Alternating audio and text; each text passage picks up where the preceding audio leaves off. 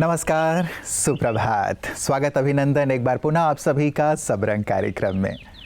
मित्रों, कहते हैं कि जितना आप नकारात्मक बातों से दूर रहेंगे उतना ही सुख और सफलता आपके नज़दीक रहेंगे। बहुत ही पते की बात है। जब भी हम कोई कार्य शुरू करते हैं तो कोई ना कोई नकारात्मक बात हमारे मन पर हावी होने लगती है कि पता नहीं ये कार्य होगा या नहीं होगा, हम कर पाएंगे या नहीं कर पाएंगे। और ये नकारात्मक विचार मन को कमज़ोर कर देता है और हमारी सफलता को हमसे दूर ले जाता है। क्यों ना इसकी जगह पे हम ये विचार करें कि मैं जो कार्य करने जा रहा हूँ उसमें अवश्य सफल होऊंगा। सफलता मेरा जन्म सिद्ध अधिकार है, ईश्वर मेरे साथ हैं और हर कार्य मुझे सफलता मिलेगी ही मिलेगी। जब ऐसे विश्वास के साथ हम आगे बढ़ेंगे, अच्छे विचार के साथ, सकारात्मक विचार के साथ आगे बढ़ेंगे तो निश्चित रूप से सुख और सफलता हमारे कदम चूमेगी। तो गहराई से इस बात पर विचार कीजिएगा और हर कार्य की शुरुआत सकारात्मकता के साथ कीजिएगा। और आइए इसी सुंदर संकल्प के साथ चलते हैं आज के सुवाक्य की ओर। ओम शांति। कहते हैं, अगर खुद पर यकीन है तो अंधेरे में भी रास्ते मिल जाते हैं। परंतु देखा जाता है कि जब भी इंसान के जीवन में दुखों व परेशानियों रूपी अंधेरे आते हैं तो इंसान अपने मस्तक की रेखाएं व हाथों की रेखाओं को बदलने के लिए बाहर किसी सहारे को तलाशने लगता है। परंतु सच्चाई ये है कि इंसान का सबसे परम मित्र, उसका सबसे बड़ा सहारा तो उसके भीतर छिपा है और वो है उसका आत्मविश्वास, जिसे बस जागृत करने की ज़रूरत है। स्वयं को ये स्मृति दिलाने की ज़रूरत है कि मैं भगवान की संतान हूँ। मेरे में असंभव को संभव करने का सामर्थ्य है। मेरे में सर्व शक्तियाँ विराजमान हैं। मेरी विजय, मेरी सफलता निश्चित है। आपकी ये स्मृतियाँ आपके मस्तक की रेखाओं को बदल देंगी और आपके श्रेष्ठ कर्म, शक्तिशाली कर्म आपके हाथों की रेखाओं को बदल देंगे। तो अंधविश्वास नहीं, आत्मविश्वास करें। ओम शांति। मित्रों, नकारात्मक विचार मन में डर भी पैदा कर देता है कि पता नहीं मैं जो कार्य कर रहा हूँ वो कार्य ठीक ठीक हो पाएगा या नहीं हो पाएगा। साथ ही शारीरिक रूप से जब हम अस्वस्थ होते हैं, हम या हमारे अपने, तो भी ये नकारात्मक विचार डर के रूप में कि पता नहीं जो दवा दी गई है उससे हम ठीक होंगे या नहीं होंगे, कब तक होंगे, हमारा ये परिजन ठीक होगा या नहीं होगा। ये विचार हमारी जो हीलिंग एनर्जी है जो शरीर में होती है उसे बहुत कम कर देती है और फलतः स्वस्थ होने का जो दर है वो हमारा कम हो जाता है। क्यों ना मित्रों, इस नकारात्मक भाव को हटाएं और पूरे विश्वास के साथ दवा लें या अपना उपचार कराएं कि मैं इस दवा से, इस उपचार से संपूर्ण स्वस्थ होऊंगा ही होऊंगा। आप देखेंगे कि इस विश्वास के साथ जब आप आगे बढ़ते हैं तो आपकी हीलिंग एनर्जी भी बढ़ जाती है और आप जल्दी से जल्दी स्वस्थ भी हो जाते हैं। तो आप हमेशा स्वस्थ रहें, इसी कामना के साथ आइए चलते हैं अपने अगले सेगमेंट, आपकी सेहत आपके हाथ की ओर। Hi hello Om Shanti. मैं डॉक्टर साइली। मैं आज आपके साथ कोविड और पोस्ट कोविड सिंड्रोम के बारे में कुछ बातें शेयर करने के लिए आई हूँ। तो कोविड की बीमारी से तो हम सब जूझ चुके हैं, पिछले 3 साल से देख रहे हैं, तो हम सब भली भांति परिचित है कोविड और उसके सिम्टम्स से। एक चीज़ जो है जो कोविड के बाद आती है उस बीमारी का नाम है पोस्ट कोविड सिंड्रोम।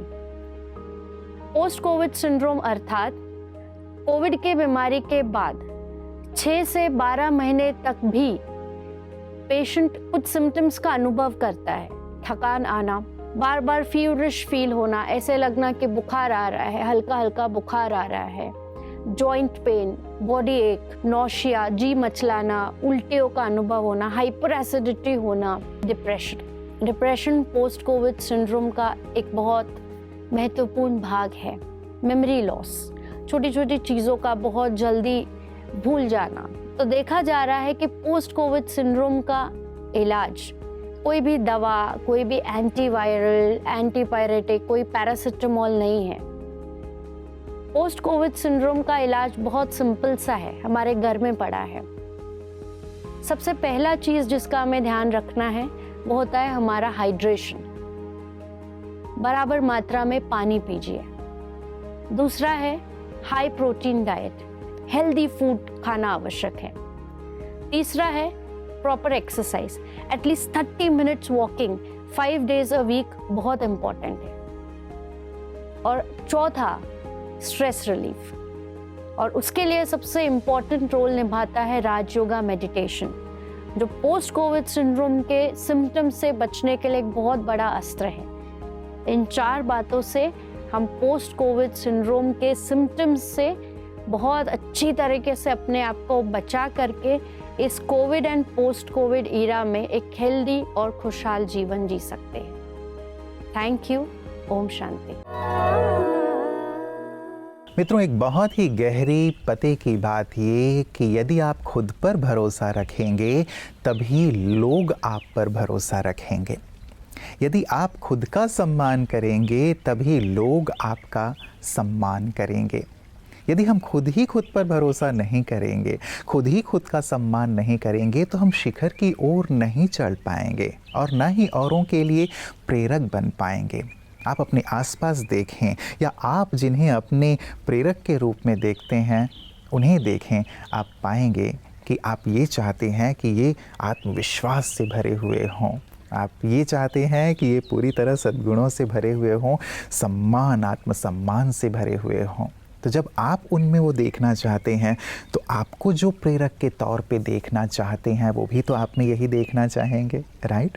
तो क्यों ना हम अपने अंदर विश्वास को, आत्मसम्मान को पूरी तरह भरें और जो भी कार्य करें उसमें पूरी दृढ़ता से आगे बढ़ें जैसे हमारे विशिष्ट जन करते हैं।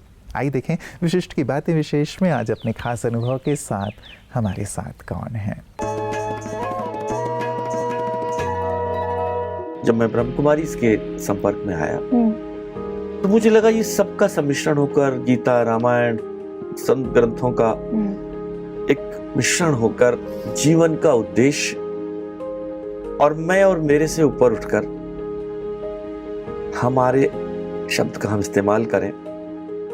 और एक शब्द जो मुझे दीदी ने दिया कि एम्पैथी, अगर एक शब्द में आप डिफाइन करें तो अपना पांव दूसरे के जूते में डालकर कि मैं इस जगह होता तो मुझे कैसा लगता। ये कुछ ऐसी चीजें थी जो मुझे मिली और मैं चाहूंगा कि सब लोग, हम समाज को, इस दुनिया को, इस ह्यूमैनिटी को जिसने हमें मान, सम्मान और पहचान दी है, इसको क्या वापस कर सकते हैं। सो मैं यही कहूंगा कि अपने आप को डिवाइनिटी से, स्पिरिचुअलिटी से जोड़ें और समाज को क्या हम दे सकते हैं, बिकॉज ये वर्ड सिर्फ गिवर को सैल्यूट करता है, बैगर से सिंपैथाइज करता है। तो हम गिवर्स क्लब में ज्वाइन करें जी। और जो डिवाइनिटी और स्पिरिचुअलिटी देने वाले हैं जैसे ब्रह्मा कुमारी, वो तो गॉडली काम कर ही रहे हैं। हम गॉड तो नहीं बन सकते लेकिन गुरु तो बन सकते हैं किसी के। मित्रों, कहते हैं जीवन में जिसे सोचने की कला आती है वो सबसे बड़ा कलाकार होता है। हम सारे दिन सोचते रहते हैं, लेकिन क्या अपनी सोचने पर ध्यान देते हैं कि हम क्या सोच रहे हैं? क्या इस सोच की आवश्यकता है? विचार कीजिएगा, यदि आप लगातार सोच रहे हैं और ज़्यादा ही सोच रहे हैं तो मन थका थका सा, चिड़चिड़ापन महसूस करने लगता है, उमंग उत्साह कम होने लगता है। इसीलिए अनावश्यक विचारों को हम छोड़ें और सकारात्मक और समर्थ विचारों की ओर ही चलें। कैसे चला जा सकता है? यही कला अध्यात्म के माध्यम से ब्रह्मा कुमारियाँ सभी को सिखा रही हैं, आर्ट ऑफ थिंकिंग, कि आप कैसे सोचें, इसके आप सुंदर कलाकार बन जाएं। कैसे ब्रह्मा कुमारियाँ सबको कलाकार बना रही हैं, आइए देखते हैं पीस न्यूज़ हाइलाइट्स में। ब्रह्मा कुमारिस ओडिशा के भुवनेश्वर में रिलैक्स रिचार्ज रिजुविनेट थीम के साथ 3 दिवसीय गहन योग तपस्या अनुभूति भट्टी का आयोजन किया गया, जिसमें मुख्य रूप से भुवनेश्वर उप क्षेत्र प्रभारी बीके लीना दीदी, इंदौर से अलविदा तनाव एक्सपर्ट बीके पूनम बहन ने विभिन्न लाइव क्रिएटिव विजुअलाइजेशन तकनीकों के साथ भट्टी का संचालन किया। इस भट्टी में कोई भी संकट पर विजय पाने के लिए बेफिक्र बादशाह स्थिति, स्वराज्य अधिकारी स्थिति, शिव शक्ति संयुक्त स्वरूप की भावना दी गई और सभी ने पूर्वज आत्माओं के रूप में पूरे धरती को शांति का वाइब्रेशन दिए। साथ ही सभी को आने वाले सतयुगी दुनिया का एहसास दिलाने वाले कार्यकलाप किए एवं शांति, खुशी, प्रेम और आनंद के झूले में झूलने का अवसर दिया गया। साथ ही पूनम दीदी ने सभी को परमात्म प्यार का अनुभव भी करवाया। कार्यक्रम में लगभग 700 नियमित राजयोग की साधक भाई बहनों ने भाग लिया और भट्टी से लाभ उठाया। मित्रों, विचार कितने भी उत्तम क्यों ना हो, वो सार्थक तभी होते हैं, जीवंत तभी होते हैं जब आचरण में आते हैं, व्यवहार में आते हैं। तो हम अपने सुंदर विचारों को, जिन विचारों की चर्चा हम प्रतिदिन करते हैं, उन विचारों को अपने आचरण में ज़रूर लाएं, अपने व्यवहार में ज़रूर लाएं। विचार करें कि जो सुनने में इतने अच्छे लगते हैं, सुनाने में इतने अच्छे लगते हैं, पढ़ने में इतने अच्छे लगते हैं, वो यदि हमारे जीवन में आ जाएं, आचरण में आ जाएं, तो जीवन कितना सुंदर हो जाएगा, श्रेष्ठ हो जाएगा, औरों के लिए प्रेरक हो जाएगा। तो आएँ, सभी के लिए प्रेरक बने और समाज को, संसार को दिव्यता और श्रेष्ठता की ओर लिए चलें। अपना ख्याल रखिएगा।